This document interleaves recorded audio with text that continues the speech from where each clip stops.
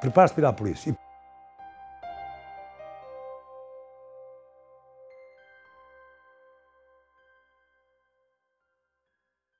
Bom, a consciência política não se ganha de uma vez. Aliás, nunca está terminada. Tem que se renovar em cada momento da vida. Eu comecei a ter alguma consciência política a partir do convívio com os meus pais. Eu sou filho de um casal pequeno burguês. O pai era pequeno comerciante.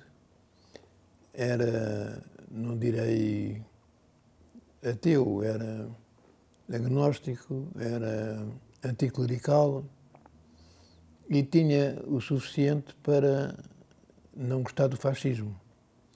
Mas não tinha consciência desse facto e por isso a sua luta era muito pequena. Mas, de qualquer modo, a partir do seu exemplo e da minha mãe, eu sempre fui, de certo modo, avesso a submeter-me àquilo que à minha volta havia. Andei numa escola primária num bairro e talvez o primeiro ato de consciência política que eu tomei foi quando fiquei espantado e, de certo modo, indignado pelo facto de ser o único daquela escola que continuou a estudar. Todos os meus colegas terminaram a sua vida de estudante, com a quarta classe, alguns nem com isso, nem com a quarta classe. Eu fiz a quarta classe, meus pais com sacrifício meteram-me no liceu, Pedro Nunes, meninos filhos de banqueiros, filhos de secretários de Estado, ou ministros, e esse choque contrapôs-se ao outro, do bairro popular, do bairro em que eu tinha sido o único a sair para ir para o liceu.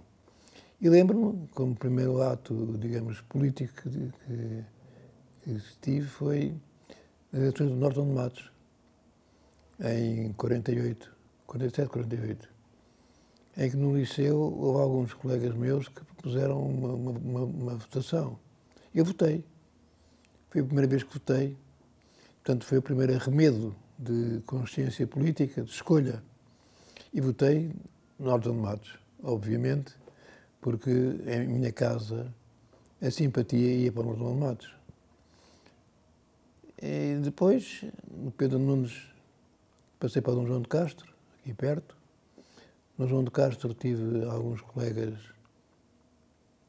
que misturavam as duas situações, a situação do filho de boa família, de família bem instalada, e outros que eram os iguais a mim, ou menos do que eu, filhos de gente mais pobre, mais abaixo na escala social. E lembro-me de um ato que foi para mim muito importante. Foi como, na altura, para vir para o Dom João de Castro, para a linha G de Económicas, sou economista, era preciso fazer um trajeto de autocarro. O pai dava-me todos os dias 6 escudos para o autocarro e eu conseguia transformar esses 6 escudos em muito dinheiro, na altura. Vinha a pé até Santos, tomava o carro operário, por isso não andava mais cedo, e custava 15 sessões, ida e volta. Portanto, foi o primeiro ato economista também. E tomada de consciência. Fez muito bem o contacto com aquelas madrugadas operárias e ajudaram a cimentar alguma coisa. Depois foi à universidade, fui. Os meus pais, como eu nunca tinha chumbado, fizeram o sacrifício de continuar a pagar-me os estudos. Era sacrifício, sempre com uma sentença. Tu podes chumbar 1 ano, não chumbas 2. Ao segundo, acabou os estudos. Não foi preciso, nunca chumbei nenhum ano, porque gostava de estudar, gostava de aprender, gostava de responder aos meus porquês. E na universidade, naturalmente, na Faculdade de Economia, chamada então ICEF, associei-me logo à Associação de Estudantes, trabalhei na secção de folhas e fui tomando consciência aos poucos. Tive a sorte de ter colegas de turma, colegas de ano, que me ajudaram. Os primeiros atos efetivos de manifestação foi ao 5 de outubro e ao cemitério de São João homenagear os republicanos, o que dava origem, por vezes, a fugas à polícia a cavalo, a republicana. Portanto, foi uma espécie de batismo na tomada de consciência. Depois foi o estudar, foi o procurar resposta para alguns porquês e continuo na mesma, a procurar a resposta para alguns porquês. Portanto, este processo de tomada de consciência teve um ponto muito importante quando um colega da associação, estava na Associação de Estudantes, era vice-presidente, secção de folhas, mas fez-me uma espécie de convite informal, se eu não queria ver mais coisas, saber mais coisas. Eu disse logo que sim, e quando acabei o curso já estava no partido, já tinha tomado responsabilidades militantes, mas essas militantes foram postas um pouco de salmoura, digamos assim, porque eu, quando me puseram concretamente a proposta para aderir ao partido, disse: deixem-me voltar de Angola, porque fui a Angola em viagem de fim de curso e vim de lá completamente decidido. Foi uma viagem de fim de curso extraordinária. Foram 15 dias pelas picadas de Machimbombo, a sentir a realidade do que era o racismo, do que era a desigualdade, do que eram as soluções de Salazar, como a de Cela. Como a de Cela é a coisa mais abstrusa que se pode imaginar. Era a ocupação de um espaço tão grande como Portugal por famílias que se jogavam para lá, pondo na orla, na fronteira desse espaço, toda a gente nativa. Não podia haver trabalho negro. E isso era-nos mostrado como uma experiência que seria a ideia, a colonização interna, mas o interno até Angola, até Moçambique, até onde fosse. Foi um outro dado muito importante para a tomada de consciência. Por isso, quando voltei, disse: estou inteiramente de acordo com as vossas posições, reforço-as com a minha posição e aderi ao partido. No dia 19 de dezembro de 61, eu estava na célula dos economistas, uma célula formada por 5 ou 6 economistas, com um camarada clandestino que nos controlava, era o termo, sem nada de pejorativo, que controlava o nosso trabalho. E tive primeiro o Ângelo Veloso, depois tive o Pires Jorge, e no dia 19 de dezembro de 61, o nosso controleiro era um camarada que eu não sabia o nome, sabia o pseudónimo, mas só sabia o pseudónimo, e combinou-se um encontro para discutirmos, em dezembro de 61, o Orçamento de Estado, vejam lá, o Orçamento de Estado daquela altura. Eu esperei por ele à hora marcada, eram 8 da noite, numa transversal à Rua dos Lusíadas. Ele não apareceu. Eu fiz aquilo que se chamava a hora do recurso, fui dar uma volta, por o mais larga possível, e uma hora depois estava à espera, não apareceu. Era o José Dias Coelho. Foi assassinado quando vinha ao meu encontro, da Rua da Creche. O que só soubemos muito mais tarde, muitos dias, 3, 4 dias, 5 dias mais tarde, 6 dias, uma semana. E a morte desceu à rua. Foi um episódio muito marcante, porque aquele camarada que eu estava à espera, que não tinha nome, tinha um pseudónimo, vinha saber que era um homem como José Dias Coelho, um escultor, um artista enorme e um homem ainda mais enorme que artista, e que foi assassinado quando vinha ao meu encontro. Portanto, foi um episódio que como é evidente, reforçou essa tomada de consciência que perguntou como é que ela se foi formando. Foi-se formando. E para mim, o dia 19 de dezembro de 61 é um dia muito marcante, porque nunca esqueço esse dia e lembro esse dia em muitos outros dias. Eu fazia parte de uma célula de jovens economistas que tínhamos como tarefa, entre muitas outras, aquelas tarefas formais de organização que todos tínhamos, da cota, de administrações, dos protestos. Tínhamos a tarefa de informar os camaradas do partido que viviam na clandestinidade com pareceres, com opiniões de economistas. Éramos jovens economistas e, concretamente, essa reunião marcada com o José Dias Coelho era para conversarmos sobre o Orçamento de Estado, o Orçamento Geral do Estado, que era a nossa ferramenta profissional. E para mais numa altura em que tinha rebentado a guerra colonial, no princípio do ano, era importante saber nessa altura como é que essa guerra colonial, essa decisão de Salazar de para Angola ir em força, se repercutia no Orçamento de Estado.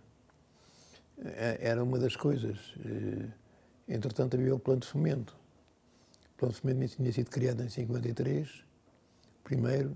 O segundo plano de fomento foi de 59 a 63. Era estudar o plano de fomento, ver como é que ele servia ou não servia os problemas portugueses e dar a nossa opinião. Isto era um aspecto específico, mas o aspecto geral político acompanhávamos como qualquer militante do partido, com esta especificidade relacionada com a nossa profissão. Eu fui preso em 63, na sequência de muita coisa, porque, entretanto, em muita coisa me meti também. Fui dirigente do CDUL. O CDUL era uma entidade da Universidade Portuguesa que nós, as estudantes, arrancámos da Universidade Portuguesa e depois conseguimos que o CDUL fosse uma associação das associações de estudantes. E eu fui o segundo presidente. Depois não fui homologado porque as minhas posições não eram de acordo com o regime. Portanto, não só tinha atividade clandestina, tinha essa atividade. Entretanto, fui para o atletismo. Entretanto, joguei futebol, muito, no CIF. Portanto, em todas as atividades, eu procurava ser um homem consciente e companheiro e procurava na prática aquilo que em teoria nós defendemos. Por isso estava referenciado, mas houve na altura o que eu chamo um rasgão na cobertura clandestina com uma traição. Houve um camarada ex-camarada que ou não suportou ou se passou para o outro lado, e daí houve uma quebra muito grande no chamado setor intelectual. E para já também houve outro aspecto importante. Nos dias 1 e 8 de maio de 62, houve em Portugal manifestações muito importantes, muito importantes, que de certo modo afrouxaram um pouco, pela sua importância, as reservas e as defesas da clandestinidade. E isso, juntamente com a traição que referi, levou a que a PIDE chegasse a conhecer coisas que queria conhecer e foi uma leva tremenda. Foram muitos médicos presos, muitos engenheiros presos. Os economistas fui eu e o Herberto Goulart.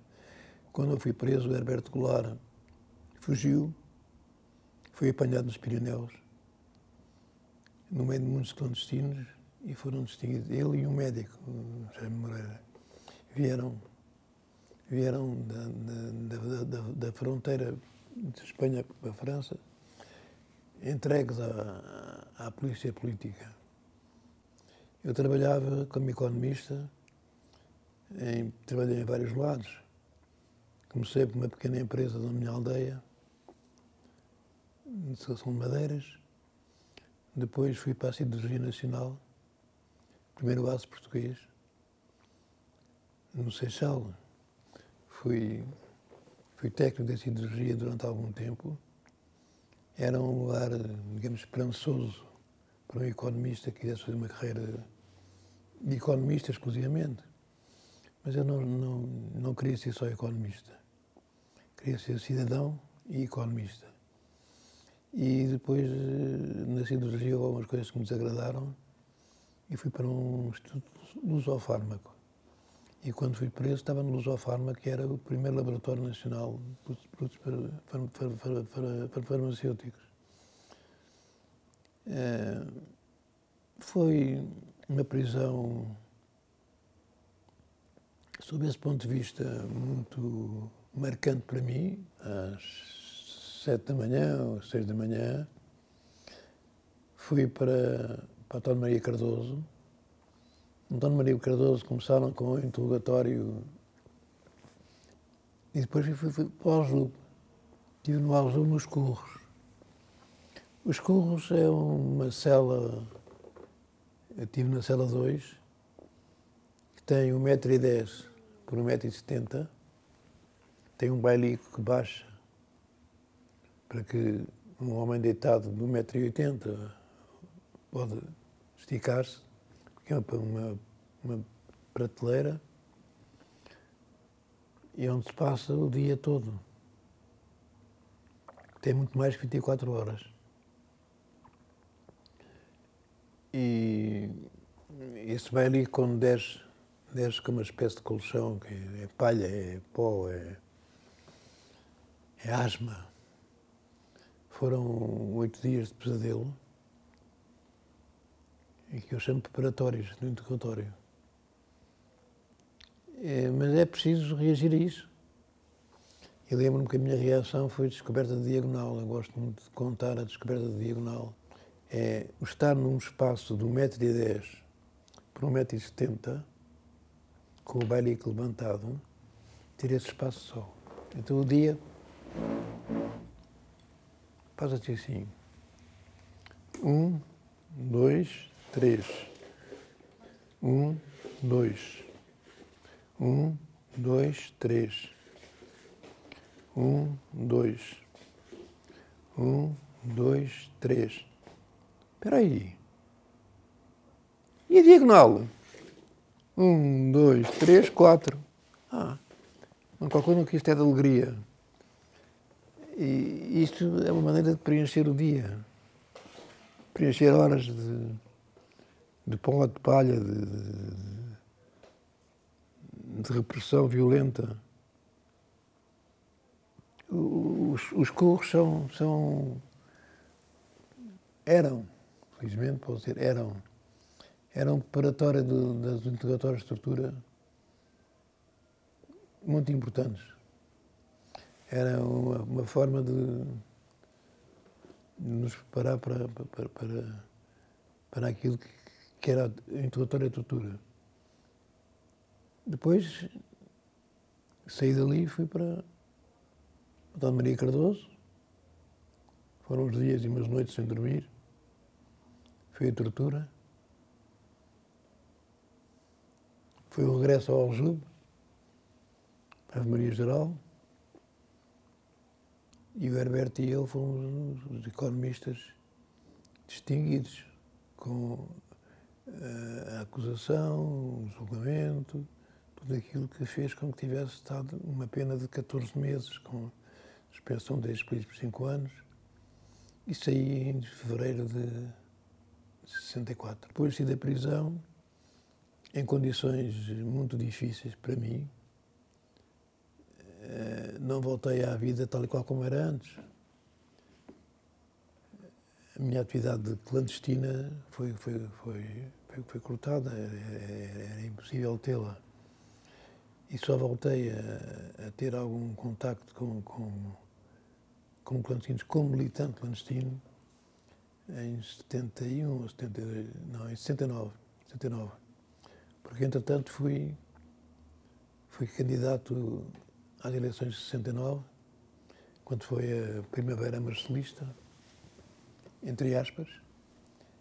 Nessa altura fui convidado para ser candidato por Leiria, para o MPCDE, numa lista unitária que era importante.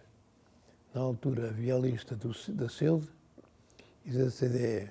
A CDE era a lista não dos comunistas, mas que os comunistas tinham predominância.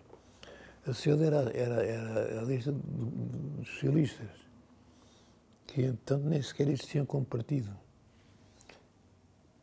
E em alguns distritos do país houve possibilidade de haver unidade. Eu sinto-me contente por no meu currículo, valha ele o que valer, fiz parte de uma lista que era de unidade. Era o número 3 da lista, eram 12. Era o Vasco de Gama Fernandes, que foi Presidente da Assembleia da República. Era o Vareda, que era um advogado muito conceituado de Leiria. Era eu, o jovem economista de Orem. Foi uma campanha extraordinária. Eu, na minha juventude de então, quero manter. Na minha juventude de então, fiz uma grande campanha, sem falsas modéstias. E voltei a uma atividade muito permanente, de colóquios, de conversas, de transmitir aos outros o que eu tinha pensado, que tinha aprendido e assimilado. Fiz de colóquios por todo o país. Falei desde Chaves até ao Algarve. Era convidado para fazer colóquios. E depois, neste processo, às tantas, vejo-me de novo envolvido na militância ligada à clandestinidade. Ajudei como foi possível. Entretanto, liguei-me à luta pela paz ligada a um movimento pela coincidência pacífica, um movimento muito importante que se criou nessa altura a partir dos partidos comunistas, a partir dos países socialistas, e com o apoio e a colaboração muito importante de católicos, fez-se um movimento pela coexistência pacífica. Era um movimento que se chamava A Paz na Mão dos Povos. A Assembleia Geral desse movimento foi em 72. Eu fui a Bruxelas. Esse fórum que foi muito importante para a minha vida e não só. A luta pela paz foi uma faceta muito importante. Eu estive nela, tinha alguma notoriedade, porque escrevia no Diário de Lisboa, tinha a secção de Economia do Diário de Lisboa, escrevia na Serra Nova. Eu, quando olho para trás, para a minha vida, há uma coisa que eu gosto de dizer, nunca parei. E quando não tinha a possibilidade de fazer aqui, fazia ao lado, mas contribuindo para o mesmo. Houve outro acidente de percurso nessa altura, em que houve uma outra traição. Eu não chamaria traição porque é o que pode mais exemplificar o que é alguém que dá a PIDE informações que a PIDE queria ter. E houve nessa altura, em 72, 73, um outro recuo, mas esse recuo foi a tempo, digamos, de precaver, e não houve consequências nessa altura. Mas houve mais tarde, porque nessa atividade de não parar, fiz uma experiência que me deu muito gozo, deu muito prazer. Como gosto muito da comunicação social e gosto muito da televisão e dos jornais, tinha um grande contacto com a comunicação social belga, de Bruxelas. Até porque, diga-se de passagem, isto é difícil, abro um parênteses. O primeiro artigo que eu escrevi como economista foi em 61 ou 62, ainda antes da prisão, sobre a integração europeia. Falava da possível final da EFTA e da adesão do Reino Unido à CEE, e por isso convidaram para escrever um livro sobre, creio que é o primeiro livro que foi escrito em português, sobre o que é o mercado comum, numa editora 70, edições 70. E por isso estava ligado a Bruxelas também, não só por razões familiares, mas porque queria acompanhar de perto o que estava a acontecer. Acompanhei o acordo comercial, que foi simultâneo com a integração do Reino Unido, da Irlanda e da Dinamarca chamado Mercado Comum, na Comunidade Económica Europeia. Portanto, foi uma atividade muito visível, visibilidade que agora não tenho, naturalmente, mas na altura era muito visível. Diário de Lisboa, Serra Nova, várias coisas, rádio. Por isso, na ligação com a comunicação social belga, particularmente essa ligada aos aspectos económicos, tive uma vez um desafio de um técnico de televisão, mais tarde fez uma grande carreira, o Jorge Dubié, que era então responsável por um programa na televisão que se chamava 8 milhões 8. E esse programa era um programa que ia a um local, a um país, e retratava-o. E na altura, em 74, logo a seguir ao 16 de março, na Bélgica, o Jorge Dubié desafiou-me para eu ajudar num programa sobre Portugal. Disse logo que sim, e ajudei-o. Veio a Portugal, fez um programa de televisão excelente, em que retratava o Portugal de então. Entrevistou o Pereira de Moura, entrevistou o António Reis, entrevistou imensa gente e, por último, ia entrevistar um camarada meu como ex-preso político, que eu tinha arranjado. Acontece que esse preso político estava em liberdade, mas foi preso, no dia em que combinámos. Então fui eu que dei a cara.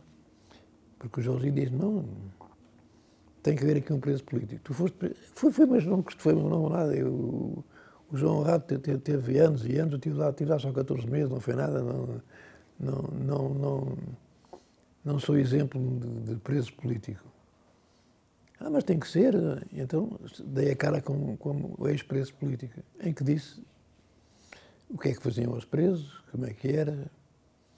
E esse programa foi para o ar na Bélgica no dia 2 de abril de 74. E eu cometi o disparate, ou a imprevidência, de ir a Portugal. Fui a um Tis da Amadora levar colaboração, no mesmo dia em que a PIDE foi a um Tis da Amadora. E lembro-me de um episódio muito curioso, que vou recordar amanhã, que amanhã faz 100 anos, homenageei a Sr. Orlando Gonçalves, que era um homem de da Amadora. Estava-lhe a entregar os trabalhos, entra a PIDE, e a PIDE identificou toda a gente que estava lá, e quando está a identificar, ia dizer para a central, para António Maria Cardoso, quem é que estava lá, está cá o Sérgio Ribeiro. Ah, está, venha também. Então fui preso no dia 18 de abril. Se tive coisas que posso dizer, tive sorte na vida, foi uma sorte aquela prisão. Foi sorte porque, embora eu tivesse receado entre aquela semana, por ser muito difícil estar preso, possibilitou-me sair da cadeia daquela maneira, que é incontável. É quem saiu da prisão com a porta aberta pelo lado de dentro, dizendo, vá-se lá embora, tenha juizinho, como um guarda mais simpático do que podia dizer, desta vez não foi assim. Foi aberta pelo lado de fora.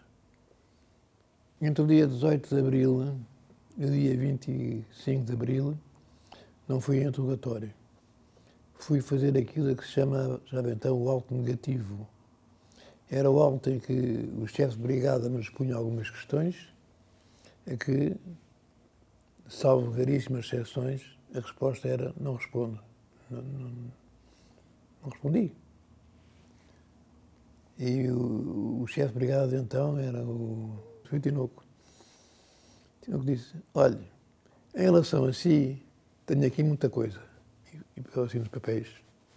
Não sei por onde começar, vá-se lá embora. E fui embora. Esperando que começaria num dia qualquer. Ele perguntava, então isto aqui, então aquilo ali, então aquilo lá. Tinha muito por onde pegar. A campanha eleitoral, o Diário de Lisboa, o Diário da Amadora, Bruxelas, Paris, muita coisa. Tinha muito para onde pegar. Não chegou a pegar. Foi primeiro um alívio enorme, depois uma alegria imensa. Foi indescritível o que sentiu na madrugada de 27 de abril, aqui perto, em Caxias, sair da cadeia, quando estava à espera da tortura, dos interrogatórios. Foi um ponto muito marcante. E depois foi o começo de uma vida nova. Quem não tem a idade que eu tenho, quem tem menos de 60 anos, digamos assim, quem tem menos de 60 anos não pode calcular o que é que foi aquilo, para quem, como eu, estive 2 vezes preso e outros tantos, são tantos, muitos mais tempo preso que eu. Mas, de qualquer maneira, foi a sensação incrível de sair em liberdade para a liberdade. Não era sair da liberdade para a liberdade condicionada, para a prisão que continuava a existir. E foi um começo de uns meses muito bonitos, muito lindos, em que Portugal mudou, podia ter mudado muito mais, mas houve alguns apressados, houve alguns disparates, houve algumas faltas de consciência. De qualquer modo, foi uma mudança muito importante. A liberdade e a democracia, a partir de 25 de Abril, foi uma transformação no país. Mas a luta continuou depois. E, nesse aspecto, eu tive alguma participação de que gosto de falar.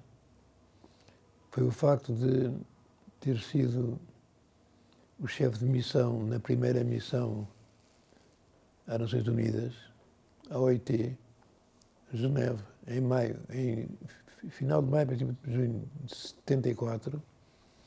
Depois fui às 3 missões seguintes. A missão de junho de 74, em que um dos pontos de ordem de trabalhos era uma proposta de expulsão de Portugal pelo facto de, entretanto, a OIT e as Nações Unidas terem aumentado o número de países africanos, países novos e independentes, e de continuar com uma guerra colonial. Isso foi evitado, foi ultrapassado, e teve como consequências pessoais ter um grande contacto e uma grande ligação com os países africanos.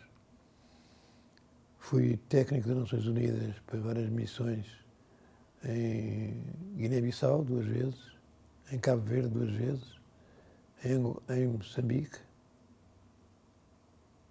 E foi a minha atividade muito enriquecedora, não só pela teoria, mas pelo conhecimento no concreto que é ser uma ex-colónia. E, de certo modo, retomou aquilo que eu comecei por tomar consciência em 58, quando acabei o curso e quando fui enviado de curso a Angola. Sou um apaixonado por Cabo Verde. Tive 2 missões em Cabo Verde que me encheram muito, quer profissionalmente, quer como pertence a um modo de viver que é marcado pelas condições atmosféricas. Era o arquipélago da fome, da seca, da miséria. Tornou-se um país que não era viável, como diziam, mas mais do que viável, com o esforço daquele povo. Cabo Verde é um país que eu admiro muito. E depois dessas experiências, particularmente Angola, Cabo Verde e Moçambique, fiz o tese de doutoramento, fui professor universitário, fazia aquilo que gostava quando fui convocado pelo partido para ir para Bruxelas e Estrasburgo como deputado europeu. Não fui deputado europeu, estive em deputado europeu durante 12 anos, toda a década de 90 e mais um ano e pouco em 2004, 2005, onde militei, cumpri a tarefa conforme me pareceu mais conveniente para o povo português e continuo a acompanhar tudo o que se passa à minha volta com grande interesse e intervindo quando posso.